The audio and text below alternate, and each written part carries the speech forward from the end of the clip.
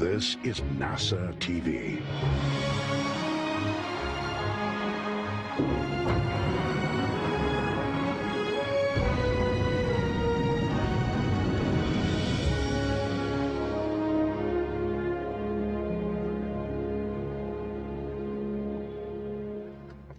Good morning. I'm NASA's Gary Jordan. Thank you for joining us remotely for the first in our series of briefings to preview the upcoming Crew 1 mission, the first crew rotation mission on a U.S. commercial spacecraft to the International Space Station for NASA and for SpaceX. This briefing will kick off today's agenda with updates from leadership representing both NASA and SpaceX. Joining our esteemed panel, coming from NASA's headquarters in Washington, we have NASA Administrator Jim Bridenstine and Kathy Leaders, Associate Administrator for NASA's Human Exploration and Operations Mission Directorate. Representing SpaceX from Hawthorne, California, we welcome Hans Königsmann, Vice President of Build and Flight Reliability. We'll first start with some opening comments from each of our briefers before opening it up for questions. We'll be taking questions on our phone bridge as well as on our social media platforms. If you're on the phone, please press *1 to add your name to our queue and ask a question. If you're on social media, use the hashtag #AskNASA. We'll begin with initial remarks from Administrator Jim Bridenstine. Gary, I think everybody knows we are now in this new era of human spaceflight where NASA is a customer, not the owner and operator of the hardware, and so that's very exciting. What's exciting about this upcoming mission is that we are actually going to fly a certified Crew Dragon, and the idea that we're going from a test vehicle, which was what we flew on DM2, to now a certified crew vehicle for regular rotation of flights.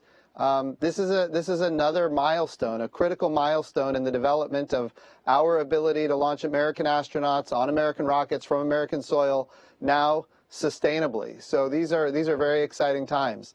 A couple of things that make this mission even more exciting. Number one, we're going to have an international partner with us on this very first crew mission. Soichi-san from Japan. He's, of course, a veteran astronaut. He's done amazing work on the International Space Station already, and now he's going to go back with us again this time on an American rocket. The other big thing is we're actually increasing the capacity to do research on the International Space Station. So when we increase the number of astronauts on board, we're going to be able to get 3 times as much science done and 3 times as much technology development complete.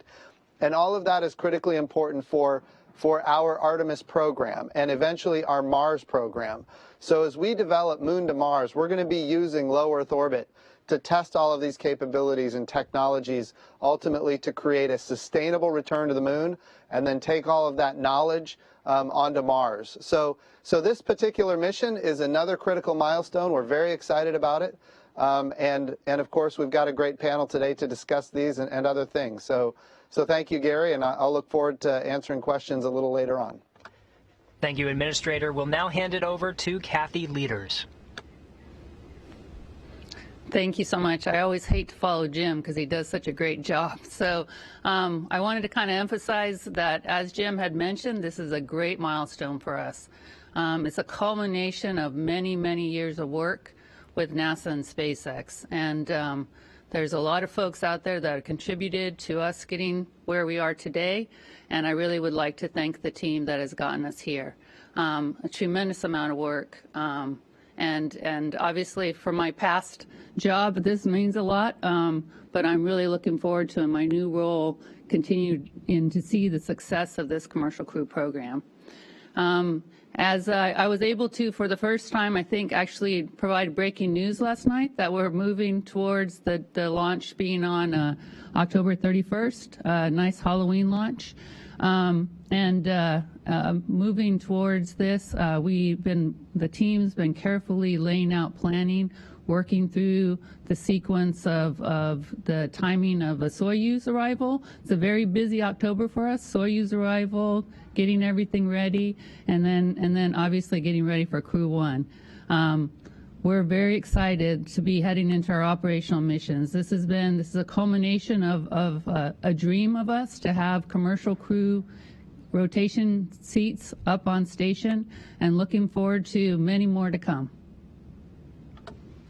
Thank you, Kathy. Now we'll hand it over to Hans Königsmann from SpaceX.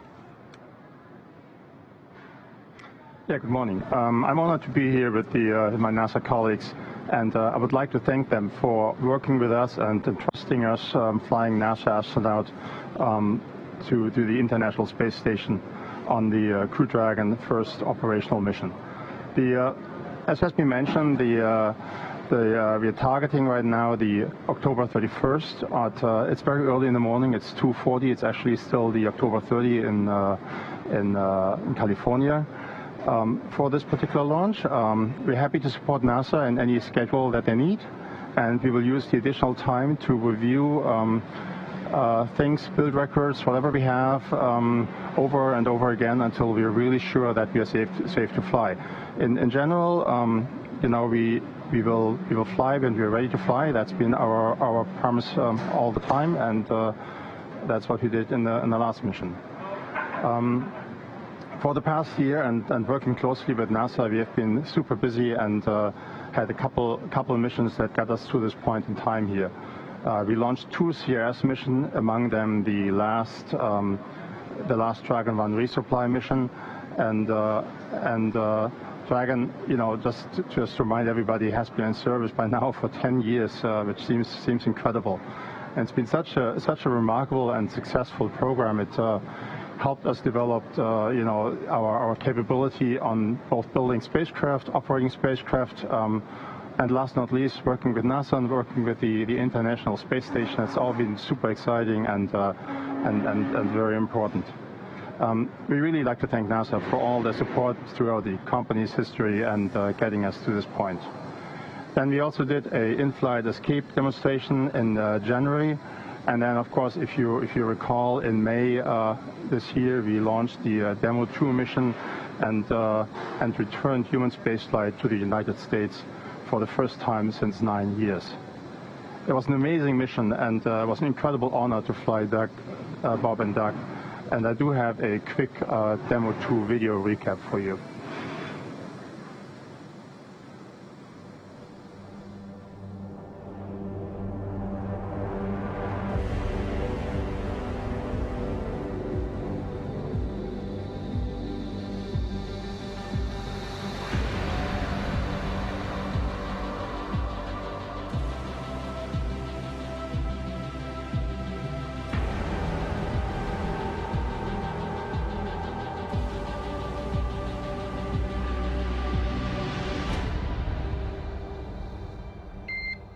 Good morning, welcome aboard. Dragon, SpaceX, ComCheck, ground stations. SpaceX Dragon, we're go for launch. Let's light this candle. 3, 2, 1. Ignition. Liftoff of the Falcon 9 and Crew Dragon. Go NASA, go SpaceX, Godspeed, Bob and Doug.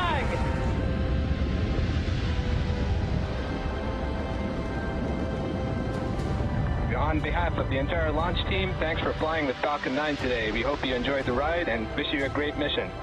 We would like to welcome you aboard Capsule Endeavour. We do have a friend on board with us, Trimmer, the Apatosaurus. I think I was requested to do a backflip. Good night, Megan and Theo. And Karen and Jack.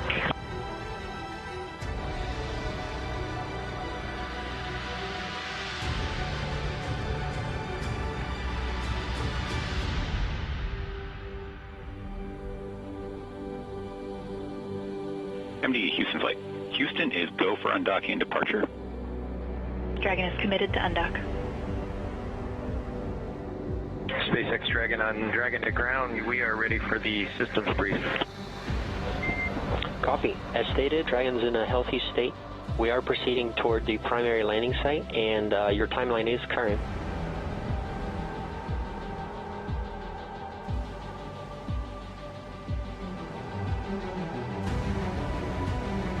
Visual, 2 drogues out. 300 meters. We are brace for splashdown. Copy, brace for splashdown. Endeavour, on behalf of the SpaceX and NASA teams, welcome back to planet Earth, and thanks for flying SpaceX.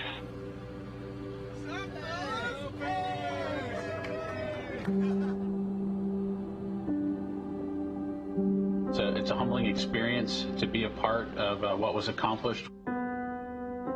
It's great to see how excited everybody was. We hope it brings a little bit of brightness to a pretty tough 2020.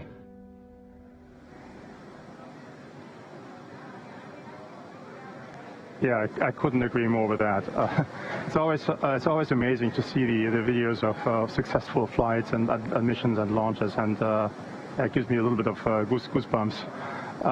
Anyways, Demo 2 was extremely clean for an inaugural mission. Bob and Doug gave us great feedback, and basically on everything from the ground supply all the way to the spacecraft itself, and it was a long way to get to the point, but I really feel like we did it safely and reliably, and built a great spacecraft, and they tested it very well during the first mission. So there's always lessons learned, and in this particular case we learned a couple lessons. One of them is related to the heat shield. We found on a tile a little bit more erosion than we wanted to see, and it had to do with obstructions within the heat shield itself, where the spacecraft is mounted to the trunk, basically. And in that particular area, we redesigned the heat shield tile, and at this point in time, everything has been tested and is ready to go for the next mission. The other lesson learned was related to how we measure the altitude during the parachute deploy.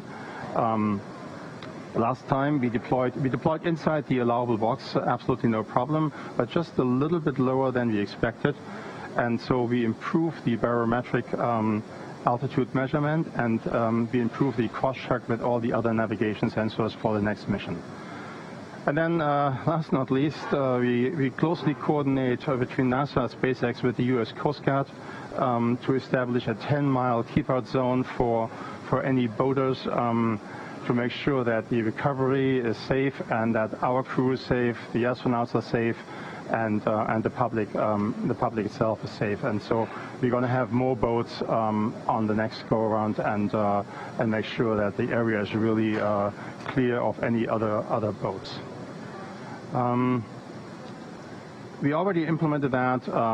We are at this point in time reviewing documentation, making sure everything is good to go.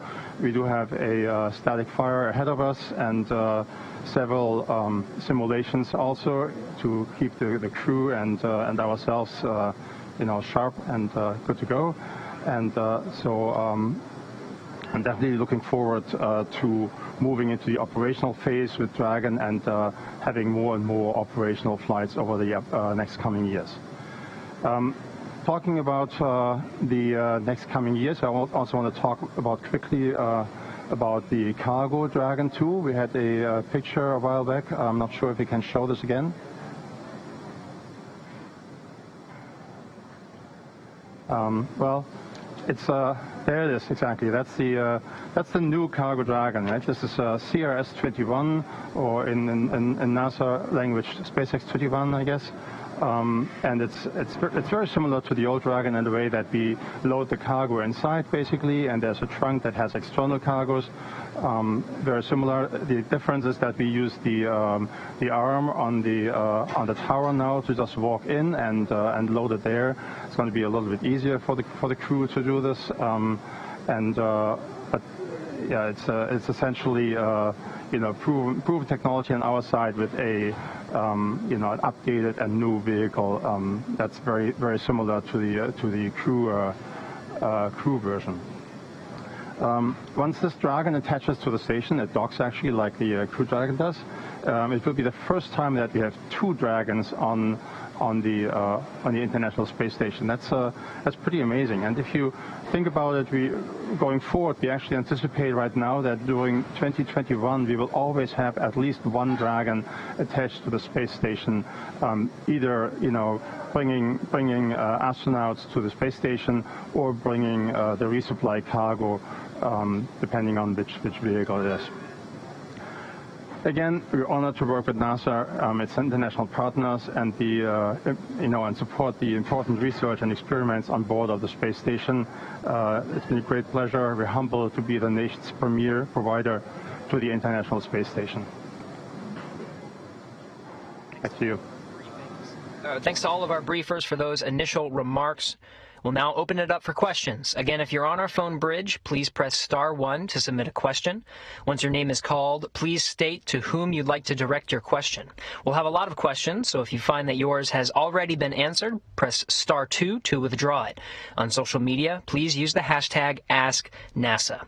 Let's start on our phone bridge with Joey Roulette from Reuters. For doing this. Question is for Hans Koenigsmann and Jim Bridenstine or Kathy Litters. I was just wondering generally what work is needed before we can officially certify Crew Dragon, and if there's any specific details about that you could provide that you learned from the DN2 mission, that would be great. Thanks.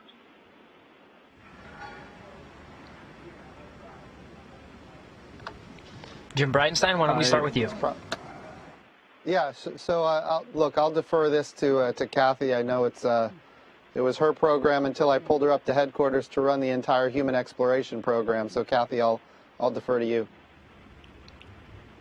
Yeah, I think the major work is in a couple of different areas. One is in updating the design in the two areas that Hans already mentioned, which is some very localized upgrades of the TPS and those attach points. And I know in the press conference following this, Steve Stitch, even though I hate the fact that he gets to do this, I'm sure he'll talk about it a whole bunch. So, but, obviously we had to update that certification. We did a demo flight to learn, and so we found out that in those particular locations, we'd like to have an updated design. And so the new work is focused in that area. And then we did make a design change to change a screen design, and then also changed, like Hans said, how we were measuring the barometric pressure to determine what's the right altitude to be able to deploy the drogue chutes. And so really the big chunk of the certification is in those upgrades, and then any deltas. Demo 2 provided a capability to be able to dock on the forward element, on the forward docking area, and Crew 1, because it's a full increment crew, is giving us a new capability to also be able to dock on the zenith port. And so those were capabilities that were needed for our increment missions, but weren't needed to safely fly crew for our Demo 2 mission. So the team's kind of doing their Delta certification efforts. The big chunk of the work had been done prior to Demo 2. Thank you for that answer. We'll now pass it over to Salen Babauer from Gannett Industries. Thank you. My question is for NASA Administrator Jim Bridenstine. Sir, how historic is this first operational mission of Crew 1 in the history of human spaceflight? Thank you. Oh, you bet. Well, look, here's the thing. In November, we're celebrating 20 years of having people living and working on the International Space Station. And it just so happens that when we launch on October 31st, early in the morning on Halloween, it will be 20 years since the launch of Expeditionary Mission 1, EM1. So this is a very exciting time for the agency in general, but it just demonstrates the value of the International Space Station. Without this tool that we have, not just a tool of diplomacy, but also science and technology development, we've been able to go from flying space shuttles and now flying commercial vehicles, demonstrating that we can drive down costs and increase access. So I think probably from a historical perspective, the most important thing is we have fundamentally changed the business model for how NASA does business. We want to be a customer, especially when it comes to low Earth orbit. We want to be one customer of many, and we want to have numerous providers that are competing on cost and innovation. We have proven that out with commercial crew, and now we're getting into these regularly scheduled missions for Dragon. And of course, Starliner is coming up soon. In fact, the crew that's about to launch on October 31st, they're going to be there when the very first Starliner attaches to the International Space Station. So we're going to have two independent companies that are, have very unique solution sets to achieve space flight and docking at the International Space Station. And I think that's really there's a lot of historic firsts that are about to take place, especially with this crew. So it's an exciting time. Next, we have Lauren Grush from The Verge. Hi, thank you so much for taking my question. I recall with DM2 there are constraints on the Crew Dragon's lifetime in orbit because of its solar panels. I'm wondering if those similar constraints are on this mission or if the Crew Dragon's lifetime in orbit has been extended. Thank you. So the solar panels are different for a longer duration. I'll leave it to Kathy. Oh, sorry about that. Stepping on you there. It's a fully certified vehicle, so 210 days. So as Jim said, there's an upgraded solar panel design, and so every aspect of the vehicle is 210 days. Thank you. Friendly reminder for our callers to please state to whom you'd like to direct your question. Next, we have Michael Sheets from CNBC. Hi, all. I just wanted to ask a quick question that could be answered by either Kathy or Hans. I know that Crew Dragon is designed to hold up to 7 passengers. I'm wondering at this point when you might expect to see that full capability utilized. I know this is a big step from 2 to 4, but I'm wondering whether or not you have any missions planned in the near future that would expand that all the way up to the full 7 passengers. Thanks. So from a NASA perspective, I'll answer first and then let Hans talk about the capacity for 7. Our capability is for 4, but we also have this unique, we have unique requirements for us to also fly powered cargo payloads that take up extra room and then additional cargo, right, where other missions in low Earth orbit may or may not have those types of requirements also. So the NASA capability is for the full complement of 4 crew members, like Jim talked about, but that's what trades off our crew and cargo requirements for these missions. Yeah, we always have the option, but as for NASA missions, we use the space right now for cargo and an extra capability, and we will continue to fly 4 astronauts to the International Space Station. And also on the first mission, we will learn on how well the ECLSS, the life support system, continues to work with 4 people. And then going forward, we will look at other options. Next, we have Andrea Leinfelder from the Houston Chronicle. Hi, thanks for taking my call this morning. So I recall of Demo 2, this question's for Kathy. I recall of Demo 2 that we launched in the afternoon, partly because of the astronaut sleep schedule. We know we need everyone to be able to get a good night's rest and to sleep at the right time. So I was curious as to why we decided to launch this one at 2:40 in the morning. Thank you. Well, I wish for my boss's sake I could launch this mission in the afternoon, I think, because really what drives when we launch is the phasing. So when the rocket and the International Space Station kind of line up together in the best way for us to get there. So really physics kind of drives the time frame for when we launch during on particular days. So it worked out really nicely for us on our launch in May that we were able to provide a nice launch window in the afternoon.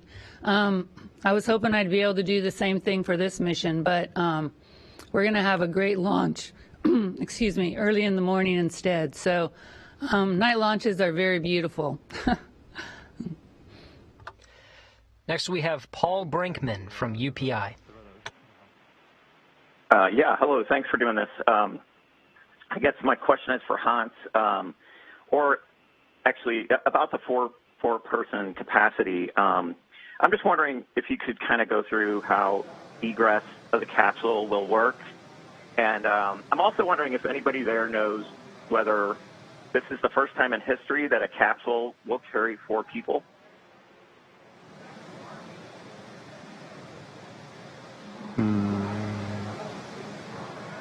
Yeah, I'm thinking really fast here. I'm trying to remember if there's any other capsule with 4 people. I mean, going into the capsule and getting out of doesn't change with 4 people. It just takes probably twice as long as with 2, one after the other. And we have a crew that supports, the astronauts on how they settle in their seats and make sure they're all buckled up and comfortable. And so I don't see any changes here. And also, if you keep in mind, Dragon is relatively roomy for a space capsule for 2 people and also for 4 people.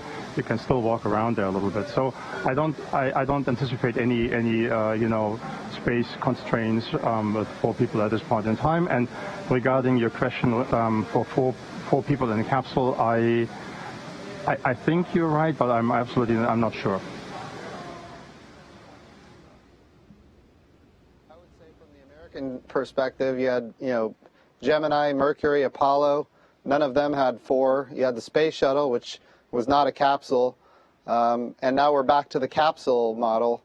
I would have to say, from an American perspective, I'm pretty sure that this is the first time we've launched 4 in a capsule.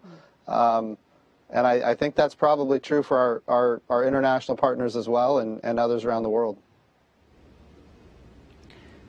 One of the things we did on Demo 2 to make sure that this design was certified was we actually did an on-orbit checkout where even though Bob and Doug flew up, we actually went and put 4 crew in the capsule on orbit and did all the operations and made sure that we could meet all of our requirements, which also include being able to get out in 90 seconds and a bunch of other requirements too to make sure that we can live and work and safely operate the capsule with 4 crew members. Next we have Stephen Clark from Spaceflight Now. Hi, thank you for taking my question. Stephen Clark from Spaceflight Now. For Kathy Lueders or Jim Bridenstine, I know the plan going into commercial crew was to have mixed crews on U.S. and Russian spacecraft, like a Russian cosmonaut on all U.S. crew missions and a NASA crew member on all Soyuz missions through a barter agreement. That doesn't seem to be happening, at least with these first few operational Crew Dragon missions. Crew 1 and Crew 2 doesn't have a Russian cosmonaut. So just wondering if you can update me on securing an agreement for mixed crews on future crew launches, both U.S. and Russian, beyond the seat you have secured for the Soyuz next month. Thanks. So we still believe it's critically important that when we have an international space station where half of it is American and the other half is Russian, that we have crews where we have Russian cosmonauts launch with American astronauts on the American vehicle, and American astronauts launch with Russian cosmonauts on the Russian Soyuz. We think that's critically important. I know our partners over at Russia also believe that is important, and I know that we're working towards that between our 2 agencies day in and day out. But I think there's broad agreement that if both countries want to maintain a permanent presence on the International Space Station, that is the end state we need to achieve. So we're working towards it, and I think we will get there. Kathy, if you have any more details, feel free. Yeah, you're exactly right. We're in the process of coordinating, implementing agreement to work towards that. It's right now it's about which mission do we implement that, and but as far as I'm concerned, the sooner the better, right? But Jim's exactly right. It's very important to us. We feel like it's critical for our maintenance on orbit, and we're both working towards that. Next we have Chris Davenport from the Washington Post. Hey guys, thanks for doing this. I guess my question is for Hans, just a technical question to follow up on the heat shield. I wonder if you could say how much erosion there was. I mean, it sounds like you still had plenty of margin. Was it across the entire heat shield or just in a localized area? And when you said, I think you said you updated the screen design, I wonder if you might explain what that means. Thanks. Certainly. So first of all, this was a small area in the heat shield, and in particular the area around what we call the tension ties, which hold the trunk and the Dragon spacecraft together.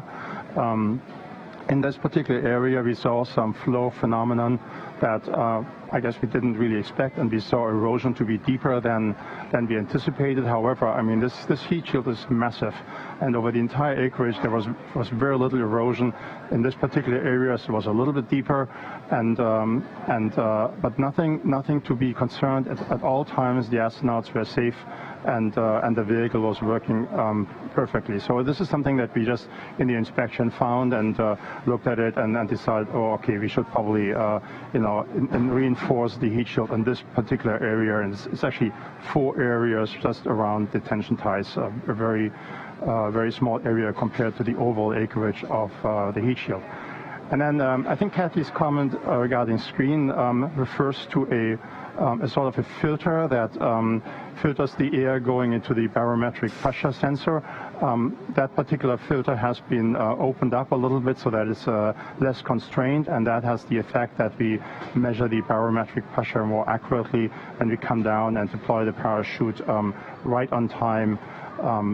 That is something that was also not a particular problem the last time, but going forward it is a safety improvement, and we'll make sure that we will launch astronauts and land them, of course, safely in the upcoming years.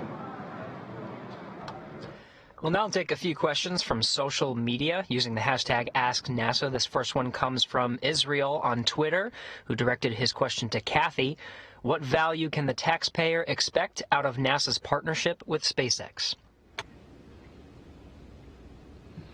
Well, I think, like Jim said, our goal is to one day be able to buy services in low Earth orbit, right? So this is one step on our process for us to get there. We're taking this in careful steps, but for us to be able to continue to do what we feel is our charter, which is to go and do deep space exploration, us moving towards a commercial platform in low Earth orbit and being able to use commercial services is a goal of ours. And so us taking this first step with a commercial service for our crew and cargo capabilities now is an important step in that process.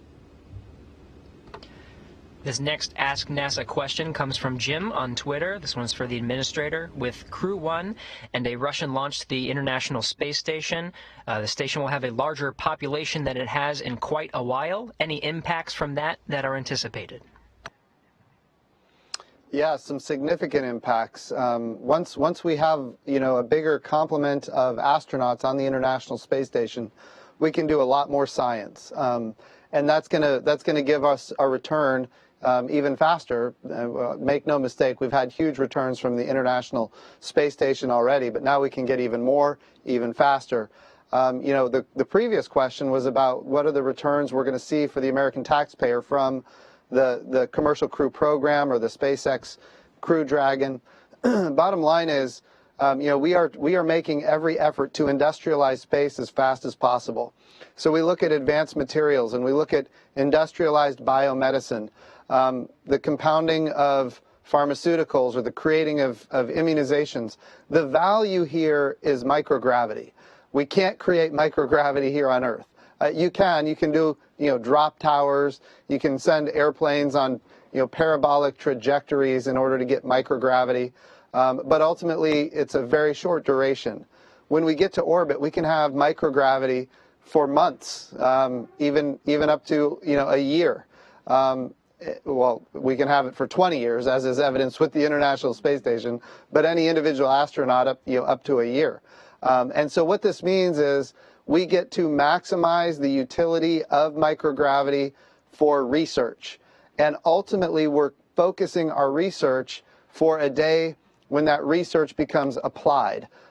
So when we think about the ability to create human tissue for people that maybe need new tissue, whether it's skin or something else. Using your own adult stem cells, we can create your own tissue in the microgravity of space. When you do it in the gravity well of Earth, it just goes flat. So there's a lot of benefits. I like to talk about advanced materials, creating an artificial retina for the human eyeball so people who have macular degeneration don't have to lose their eyesight. And there's so many more things that we get from these kind of activities. And of course, when we think about Kibo and our partners on the International Space Station from Japan and some of the capabilities that they've put that give us the ability to put instruments on the outside of the space station, both for astrophysics and the study of the Earth, to increase crop yields while reducing water usage, to transform how we do agriculture. There are so many benefits to commercialization. The International Space Station is really the place to prove all of these things out. And then it's up to the private sector to make determinations that it's worth capitalizing and then using these commercial capabilities that we've built. But make no mistake, NASA has a long history of commercial capabilities. We think about people watching this right now on the internet, for example, internet broadband from space, Dish Network, DirecTV, GPS, how do we navigate, how do we produce food and energy and do disaster relief, predict weather, understand climate. The returns here are really astonishing. The International Space Station is an amazing capability for the country. And of course, having more crew on the International Space Station makes all of these advancements happen faster. And that gets us to a day of commercialization faster than we could have done otherwise. So this is really, it's a great time to be at NASA, and it's a great time to see all of the amazing developments happen. We'll now return to our phone bridge over to Jeff Faust from Space News. Yeah, good morning. I wanted to return to the issue of certification and when, this is for Kathy, when you expect to have everything wrapped up and have that certification review, and how soon can that certification review take place before the launch? Thanks. So we've actually had our program level certification review already, and we had our status at the agency level. So right now we're just in the process of finalizing the last few pieces of documentation that we need to close out our human rating certification plan, which I view that will be done probably in the next week to 10 days. And then our final cert we will be doing at our as part of our flight readiness review for Crew 1. So we're kind of doing it in two phases, finishing up our human rating certification plan, which I think should be in the next week to 10 days, and then finalizing, kind of dotting the I's, crossing the T's at our flight readiness review. That will be coming up about a week before we go into Crew 1. Next we have Eric Berger from Ars Technica. Yeah, hi. Thanks very much for doing this. My question is about commercial space. I think all of you are true believers. Hans and Kathy, obviously you guys have been doing this for a long time. Jim, I think everyone on the phone could chant along with NASA wants to be one of many customers. But I'd like to know whether, Jim, in the 4 months since Demo 2, you've seen a shift from the non-believers in commercial space, so the skeptics who maybe thought commercial space wasn't up to the task. Have you seen any signs that sort of, maybe more people are realizing the potential here? Absolutely. I can tell you that the enthusiasm for what happened on Demo 2 was extremely robust among people within the U.S. government, of course, among members of Congress that fund NASA's budgets, but that enthusiasm was not just in the government. It was also nationwide. I mean, the entire world watched and was in awe of the accomplishment. So I do believe that there is a very robust. There's a lot of support for these capabilities, and so yeah, I think it's as strong now as it's ever been. I think some of the doubters have maybe been made to not doubt so much because it has now happened. But I also think, look, commercial crew was really the second part. We were resupplying the International Space Station commercially with Northrop Grumman and SpaceX ahead of that. So the next big thing, Eric, and I know you know this, the next big thing is commercial habitation apart from the International Space Station, which is something that we need members of Congress to be willing to fund. We've put it in the budget request every year, and it never gets funded at the level that is necessary to achieve the end states. Here's what we know, Eric. There's going to come a day in the future when the International Space Station is going to have to end. We don't like to think about it because we really, really love the International Space Station. But we also do have to think about the fact that 20 years is a long time, and it can't last forever. We have to be making the investments right now today so that we don't have a gap in low Earth orbit. That's what's been lacking. We haven't had the investment necessary to guarantee that we don't have a gap in low Earth orbit. And it's critically important that we make those investments. And I think right now more than ever, we do have those believers that you're talking about. They are willing to step up to the plate and fund the budget request at the level necessary to eventually, get commercial habitation so that there will be no gap. And that's one of the things that we're working on every day to make sure that there is no gap. Next is Marcia Dunn from the Associated Press. Yes, hi. This question is for Hans, please. I think when people hear certified and operational for this upcoming flight, many, at least in the public, are going to think that all of a sudden Dragon flight for humans is routine, if you will, and that kind of phrasing got NASA in trouble in the shuttle program.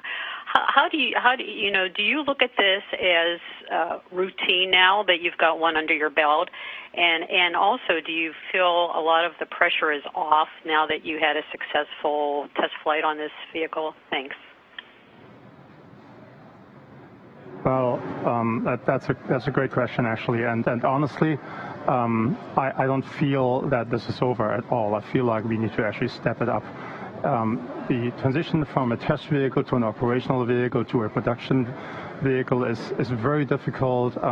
Getting this,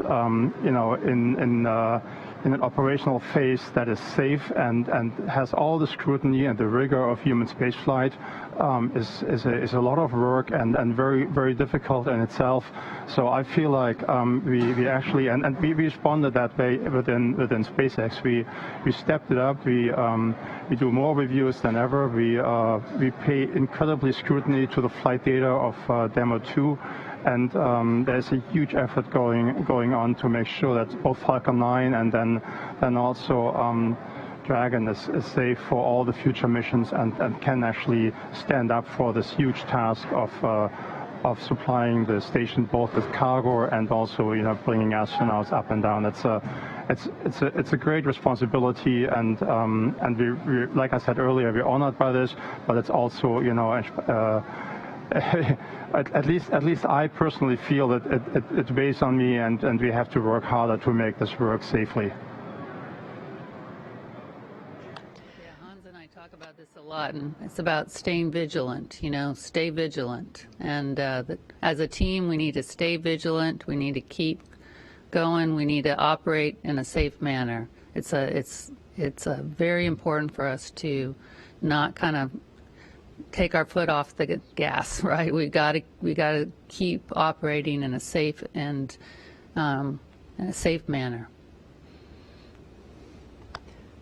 Next, we have Douglas Messier from Parabolic Arc.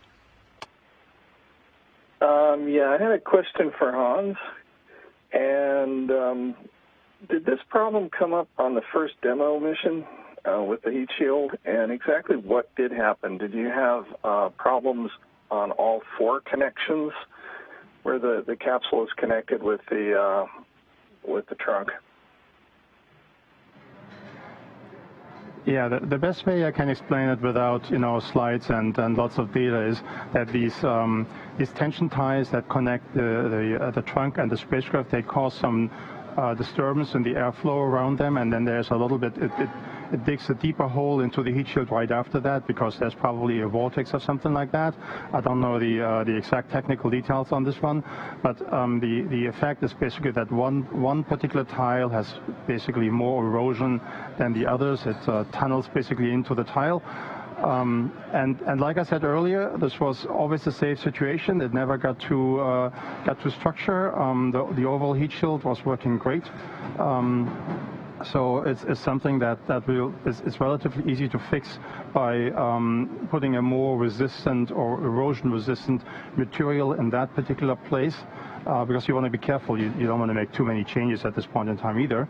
And then basically test it. We did that last week, and it came out great. And so I'm confident that we fixed this particular problem very well. Next, we'll go over to Irene Klotz from Aviation Week. Hi. Actually had a similar question from Doug, so I think I'll just continue his for a minute, is for Hans. What estimate percent did the TPS ablate relative to your predictions, and why didn't this show up on Demo 1? And then also for Kathy, are you expecting to process any waivers for the Dragon Crew 1 flight? Yeah, so I'm not sure I can say it's an estimate because it's really just locally and in one particular spot. It's a good reminder regarding Demo 1. We didn't see this on Demo 1, at least not to this extent that we noticed something. It's a good question. Demo 1 was slightly lighter, had a slightly different trajectory. Maybe that caused this. At the end of the day, it's great that we found it on this flight, and can basically take corrective action going forward. And also, like I said, this was not an unsafe situation at all. This is just something that we observed and then basically changed to make sure that nothing bad will ever happen. So that's like I said on Demo 1. If you look at it with hindsight, you might see some erosion, but honestly, it's not very visible there. And Irene, I do not know the final count for the waivers, so I would maybe hold that question and ask that question of Steve Stitch. Next, we have Rachel Joy from Florida Today. Hey there, this question is for Bridenstine. Back during Demo 2, due to COVID-19, you asked that launch spectators and visitors not visit the Space Coast to watch the launch. Here we are 5 months later. What is NASA's approach or messaging for launch spectators for this historic launch? Thank you. Yeah, so we have to remember that even though we suggested for Demo 2 people not come to the launch, it certainly didn't prevent them from coming. And there were massive crowds, outside of the Kennedy Space Center.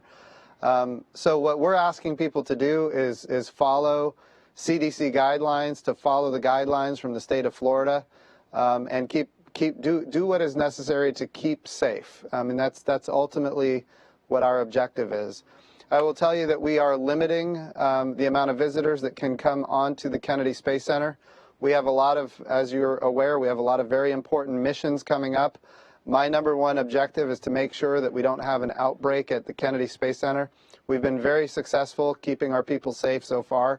We want to make sure that we keep them safe so that ultimately we can continue to do the mission of NASA and the United States of America. We'll now go over to Megan Bartles from Space.com. Hi, thanks so much for taking my question. This is Megan Bartels with Space.com with a question for, I think, Hans. You mentioned recently that the new heat shield design was tested last week. Could you talk a little bit more about what that process was and how closely it mimics what the capsule will undergo when the Crew 1 astronauts re-enter? Thanks. Yes, of course. So the test we do is is called an ArcJet test, and it is in a NASA facility in Moffett. I don't remember the center right now. It's up here in California. I'm really embarrassed by not knowing the name right now. But I actually wasn't there. I did look at the wind tunnel, that ArcJet tunnel, a while back, and it's pretty impressive because it can very well recreate the situation. But then the size of the area you can test is obviously not very large. It's a relatively small area. So I think we, in terms of as realistic testing as you can, we did what we could, and then we also do a lot of analysis and make sure that we got any flow phenomenon worked out from the analysis side based on the flight data we saw with Demo 2 and then, last but not least, I also mentioned that CRS-21, the new cargo Dragon, will go up a month after Crew 1, and this particular Dragon will come back earlier, so that gives us another chance to validate the design and to make sure that everything is safe and good going forward. And it's Ames. It was done at the Ames Research Center, and obviously NASA and SpaceX folks have been looking at it. We have a lot of thermal protection system experts too, and everybody understands kind of how to correlate the data from those samples and be able to understand it, and I think we're very satisfied with the design. We have time for one or two more questions. We'll next go to Morgan McFall-Johnson from Business Insider. Hi, thanks so much for taking my question. This one is for Kathy or Jim, maybe. You've got a whole bunch of data back from Demo 2 now. I'm just wondering if you found any pleasant surprises in looking over that. And relatedly, do you have a new average estimated LOC and LOM numbers for Crew 1? And if so, what drove that change? Thanks so much. Kathy, I'll let you answer this. Okay. So the lock requirements that we had were design requirements, and so those are closed out. They'll be closed out during our certification phase. It's a design requirement over kind of the life of the program, and so all of SpaceX met. I think the final number was 1 in 276, and so met the NASA requirements for it. Demo 2 went so well for us. We're spending a lot of time talking about those two pieces, but honestly, the spacecraft launch went beautifully, rendezvous, docking went beautifully. Like I talked about, we were able to do the 4 crew test, the habitability test while the vehicle was on orbit. The return went beautifully first time coming back. And Bob and Doug were able to give us great insight on how the vehicle operated through all the phases of flight. So I don't think it will be a great mission if Crew 1 goes exactly the same way. So I'm counting on it, Hans. I'm counting on a beautiful mission the exact same way. So we're looking forward to this. This is going to be a great day. Thanks to all who submitted questions today, and thanks to today's briefers for taking the time to discuss this historic event. This is the first in our series of briefings today. Next up is a briefing to discuss the Crew 1 mission overview. That's at 12:30 p.m. Eastern, and we'll host the astronauts of Crew 1 for a news conference at 2 p.m. For details on these briefings and for the latest on this mission, please visit nasa.gov/commercial crew. Thanks again for joining us. That will wrap up today's briefing.